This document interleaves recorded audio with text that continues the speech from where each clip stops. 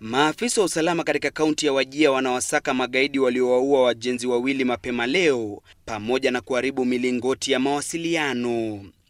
Kulingana na naibu kamishna wa eneo la Tarbaj Andrew Mwiti, magaidi hao walitumia vilipuzi kuharibu mitambo ya mawasiliano kabla ya kutekeleza mauaji hayo. Magaidi hao pia waliharibu magari mawili na kuteketeza vyumba vya polisi vilivyokuwa vimejengwa hivi majuzi, hata ingawa hakuna aliyekuwa akiishi ndani ya vyumba hivyo. Kisa hiki kinajiri wiki mbili tu baada ya wanamgambo wa Al-Shabaab kuharibu milingoti ya mawasiliano katika kaunti ya Mandera. Kwingineko katika kaunti ya Kwale, polisi watatu wa utawala wanaendelea kupata nafuu baada ya kuvamiwa na kundi la vijana 10 waliokuwa wamejihami kwa mishale.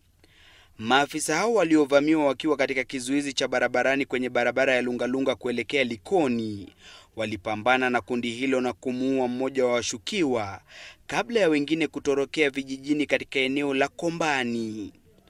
Kulingana na kamishna wa kaunti ya Kwale Kutswa Olaka, operesheni ya kuwasaka wahusika inaendelea. Nataka tu kuhakikisha wananchi wa Kwale ya kwamba maafisa wa usalama katika kaunti hii wataendelea kuchunga maisha yao kwa hali ya juu. Hatimaye, hali ya taharuki imetanda katika kaunti ya Baringo baada ya maafisa wawili wa usalama kujeruhiwa na lori la polisi kuteketezwa na watu wanaodaiwa kuwa wezi wa mifugo. Inadaiwa washukiwa hao waliojihami walivamia zaidi ya maafisa 8 waliokuwa wameshika doria katika eneo la Nosukro. We are firm as the government and we want to tell them that we will get rid of them. Maafisa waliojeruhiwa wamesafirishwa hadi Nairobi kwa matibabu maalum, huku operesheni ya kuwakamata washukiwa ikiendelea.